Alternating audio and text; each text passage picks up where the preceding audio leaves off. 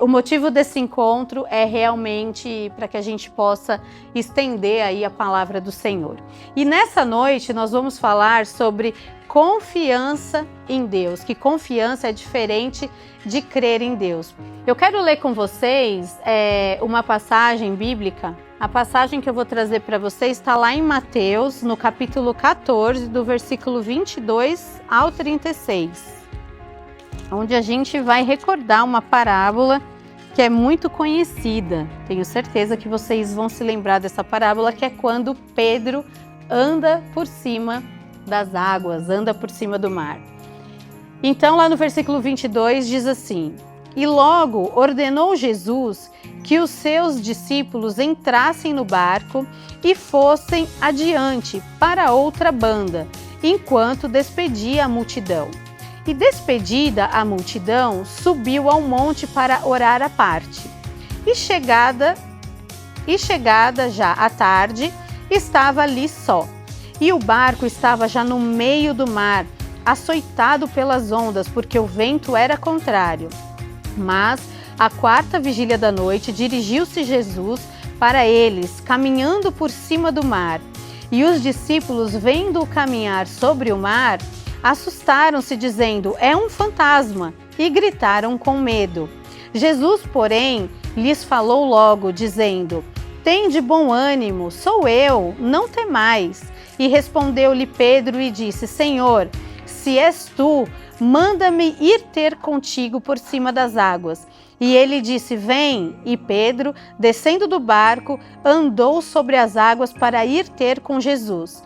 Mas, sentindo o vento forte, teve medo e, começando a ir para o fundo, clamou, dizendo: Senhor, salva-me! E logo Jesus, estendendo a mão, segurou-o e disse-lhe: Homem de pequena fé, por que duvidaste? E quando subiram para o barco, acalmou o vento. Então aproximaram-se os que estavam no barco e adoraram-no, dizendo: És verdadeiramente o Filho de Deus. E tendo passado para outra banda, chegaram à terra de Genezaré. E quando os homens daquele lugar o conheceram, mandaram todas aquelas terras em redor e trouxeram-lhe todos os que estavam enfermos e rogaram-lhe que ao menos eles pudessem tocar a orla da sua veste, e todos os que a tocaram ficaram sãos. Amém? Glória a Deus. Essa noite a gente vai falar sobre a diferença de crer em Jesus, de crer em Deus e de confiar em Deus. Quando Pedro, meninas, ele estava andando por cima das águas, ele estava confiando em Deus. Mas quando ele começa a submergir, ele passa somente a crer em Deus. A gente sabe que confiar é isso, é fé que se movimenta mesmo quando tudo ao redor parece ao contrário. A fé é aquela que pisa, que arrisca e que obedece. Então, muitas vezes no nosso dia a dia, a gente crê em Deus. A gente crê em Deus, a gente sabe o poder de Deus, a gente crê em Deus. Mas nos momentos de aflição, de luta, quando tudo começa a acontecer ao contrário daquilo que a gente espera, a gente começa o quê? A titubear, né? A gente começa realmente a perder essa fé. E Pedro, nesse momento em que ele perde o foco em Jesus, ele começa a afundar. E quando isso acontece, é quando a gente justamente acredita, mas para de confiar. A gente começa a sentir esse medo de Jesus estar nos guiando.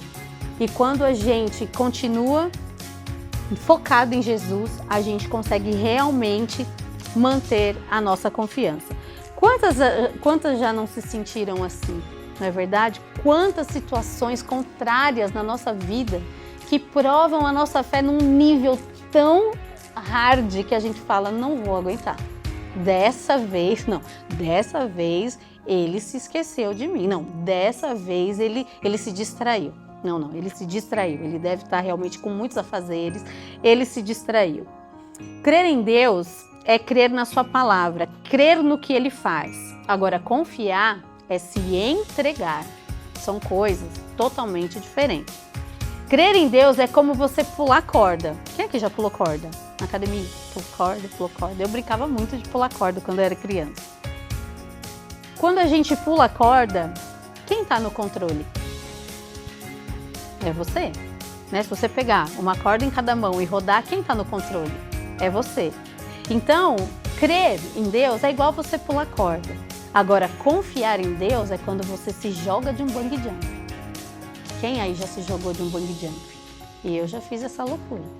Confiei na corda do bungee jump, né? É uma confiança fora. Você também, Dani? Não, pastora Dani, gente. Tá? Então, é uma sensação de desamparo. O que é uma corda, certo? Então, você não está no controle daquela corda. E isso é confiar. Crer, você está no controle. Eu creio em Deus, eu creio, mas o controle está totalmente nas suas mãos. Você está controlando tudo. Está tudo debaixo da sua previsão. A sua vida está totalmente previsível. Você já sabe o quanto você ganha, você já sabe o quanto você gasta, você já sabe agradar seu marido, você já sabe agradar seu filho, você já sabe tudo o que fazer. Está tudo no seu controle. E às vezes Deus tem que mandar um vento contrário, uma brisa diferente, coisas começam a te contrariar, você vai perdendo a estabilidade, a previsibilidade e aí vai dando aquele sufoco. É como se a corda que você estava pulando começa, né, você perde das suas mãos. E é nesse momento que Deus começa o quê? A esticar a minha e a sua fé. É neste momento que Deus vai provar a sua fé e Ele vai esticar você. Ele vai levar você para um outro nível de confiança. Então, quando a gente escolhe confiar ou crer, a gente tem que saber que é uma escolha nossa. Você pode simplesmente crer, mas você não vai viver o extraordinário de Deus. É muito melhor você confiar. Nessa noite eu tenho certeza que Deus, Ele quer te levar a conhecê-lo mais de perto. Essa luta que você está enfrentando, esse problema, essas aflições, esses questionamentos, essas incertezas, nada mais é do que Deus chamando a tua atenção. Nada mais é do que Deus chamando a tua oração. Vocês sabiam que Deus sente saudade das nossas orações? Deus sente saudade daqueles momentos íntimos que nós temos com Ele. Deus sente saudade. E muitas vezes Ele precisa soprar o vento contrário. Ele precisa para que Ele possa chamar a sua atenção. Vocês já viram criança quando quer chamar a atenção? Né? A criança às vezes ela não faz uma pirraça, ela não faz algo. Deus, Ele faz assim com a gente. Deus, Ele sopra nas nossas vidas um vento diferente, simplesmente para nos tirar da zona de conforto e nos trazer mais para perto. Eu me lembro quando eu era nova convertida, eu me converti na igreja Assembleia de Deus, uma igreja bem pentecostal mesmo, né? E eu me lembro que eu vivia uma mistura de fé, né, com uma manifestação de emoções, né? Quem é pentecostal nossa, toca um forró lá, você não sabe se é Jesus, se é o Espírito Santo, você só vai, né? Você só vai, você sai marchando. Quem é que já foi em igreja pentecostal sabe, você marcha, você pega espada e cai espada, é uma loucura. E eu me lembro que eu simplesmente me apaixonei por Jesus nessa época. E isso nem foi muito difícil também, porque minha vida estava uma porcaria, então assim, Deus sabia que não ia precisar de tanto para me atrair naquele momento. Mas uma coisa eu me lembro dessa fase minha nova convertida, de que como eu não tinha muita coisa a perder da minha vida, que nem estava lá tão interessante assim, eu simplesmente me entreguei. Eu me lembro de fazer orações, eu tinha um caderninho de anotações, e eu peguei esse caderno esse ano para ler, um dos meus primeiros cadernos, eu fazia anotações, tipo, malucas, assim, de quem estava mega confiando em Deus, que eu lendo hoje, depois de 20 anos de convertida, eu mesma me chamei de louca. Eu falei, Sibeli, como assim?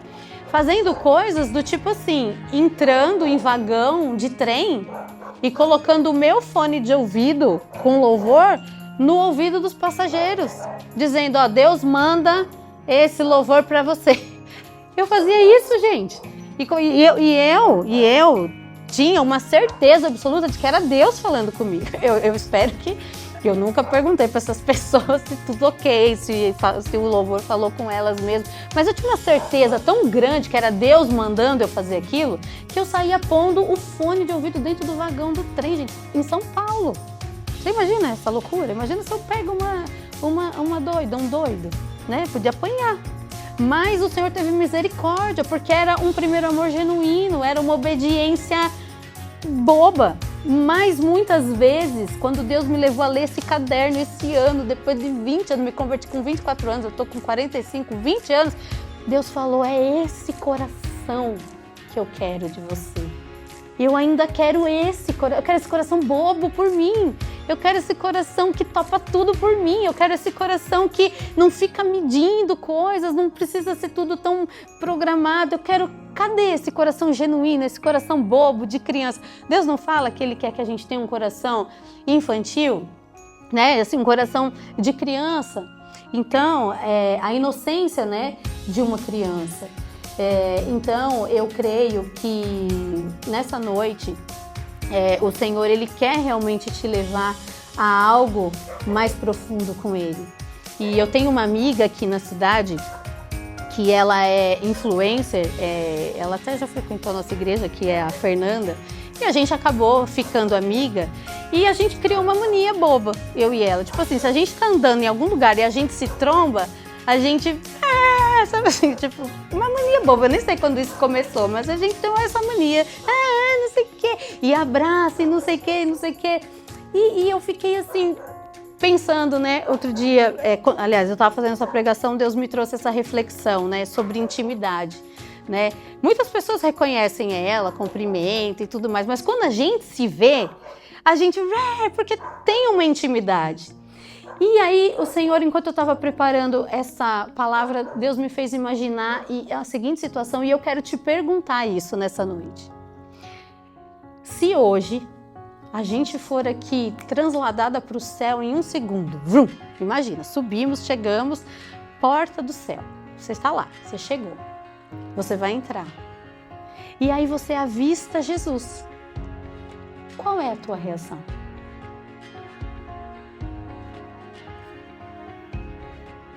Com sinceridade. Tipo, né? Tipo assim, deixa eu ver o que ele tá fazendo. Oi, tá certo? Eu tô aqui, tudo bem? Não errou, né? Posso entrar? Dá licença? Oi, né? Só que a gente esquece que o Senhor, na hora que chegar esse momento, Ele vai te olhar, mas no olhar dele pra você, gente, mas você vai correr pro abraço, sabe? Assim, aqueles abraços que você abre a perna, assim, entendeu? Porque é esse relacionamento que o Senhor espera de nós. Eu não sei por que a gente dificulta tantas coisas. Eu não sei por que a gente às vezes quer pegar o Senhor, colocar num pedestal, sabe assim? Num pedestal lá no alto, intocável. Ele é santo, santo, santo. A gente cantou esse hino. Ele não atira pedra nos nossos pecados. Ele não veio para nos condenar, Ele veio para nos salvar. Muitas vezes quem fica se condenando é você mesma, por tudo que você viveu lá atrás, por tudo de errado que você fez, por todas as coisas. Mas Ele não nos vê assim, Ele não te olha assim. E se você, fazendo essa reflexão, de chegar lá na porta do céu, você não se vê dando um abraço desse nível em Jesus, você precisa rever a sua intimidade com Ele. Porque tem alguma coisa errada. Se você chegar na porta do céu, Jesus está lá, Ele te olha e você ficar meio acanhadinha, então... Não. Vocês não são parceiros? Tem que ser parceira de Jesus. E essa é a diferença do que confia e do que crê. Essa é a grande diferença, intimidade. A reação que Jesus espera de nós, a relação é de intimidade. E intimidade não é religiosidade. Então já entendi, Sibeli, agora eu entendi. Eu vou ser íntima de Deus. De segunda a segunda eu vou na igreja, então, vou ser bem íntima de Deus. Eu vou fazer todos os cursos, vou todos os acampamentos e ainda vou matricular em teologia. Não, você não entendeu. Você não entendeu. Isso é religiosidade. Intimidade com Deus é algo que é um estilo de vida, é algo que você vai construindo no dia a dia. Você está lavando louça, você está batendo um papo com Jesus. Você está tomando banho, você está batendo um papo com Jesus. Você está varrendo a casa, você está batendo um papo com Jesus. Você está o tempo inteiro com Jesus. Você aceita receber essa presença e esse amor. E é esse coração que Ele espera de nós. Quem anda em Cristo tem direcionamento até quando vem à frente o vale da sombra da morte. Quem tem intimidade com Deus é avisado de todas as coisas. O nosso coração, ele sente. Então, como que a gente vai construir essa vida de intimidade com Deus? Orando, conversando com Deus. Você precisa bater papo com Deus. Bater papo, dobrar seu joelho. Ó, Senhor, é o seguinte, vou rasgar meu coração aqui. Tá difícil, tá chato, aquela pessoa lá me irrita. É assim, sabe? Olha, casamento aqui, né? O senhor não quer recolher? Não quer? Então tá, me ajuda a ficar então, mais não sei quantos anos, tá? Então, vamos lá. Esse filho aqui tá esquisito, saiu da minha barriga mesmo isso aqui? Tá, saiu? Tá, me ajuda. Não tô conseguindo decifrar o código Morse aqui da linguagem, porque filho adolescente é uma bênção, né? Fala, bom, deixa eu entender. É esse papo que Deus quer. Sem formalidade, com intimidade. É isso que Ele espera de nós. A gente precisa entender que confiança se constrói com relacionamento. Se você estiver disposta nessa noite a dar esse passo aí em direção para Deus, você vai construir essa relação de confiança. Se a gente for lembrar da história de Davi, primeiro Davi matou o quê? Um leão. Primeiro Davi matou um leão. Se vocês forem lá ler a história, Deus mandou um leão. Davi foi lá e... E depois? O que Deus mandou no caminho de Davi? Um urso. Ele matou um urso. Ei, deixa eu perguntar pra você. Você tá lá no meio da selva, com uma faquinha mequetrefe. Você mata um leão. Como é que você vai estar se sentindo depois? Nós estamos matando um por dia. Estamos assim, ó. Vem, um leão. E aí? Você sabe que Deus te deu uma força. Um urso. Pô, o urso fica até de pé. Quando ele fica de pé, ele fica bem maior que você. Você matou o urso, cara. Você matou o urso. Como que tá, Davi? Confiante ou não? O que é um gigante? O que é um gigante? Agora eu quero te perguntar, o que você está fazendo com as lutas que você já venceu? Você está se esquecendo? O que você está fazendo com as lutas que você já venceu? O que você está fazendo com as lutas que Deus já te deu vitória? Você não é pouca coisa não, minha querida. Faz um remember aí na sua mente de tanto de coisa que você já passou.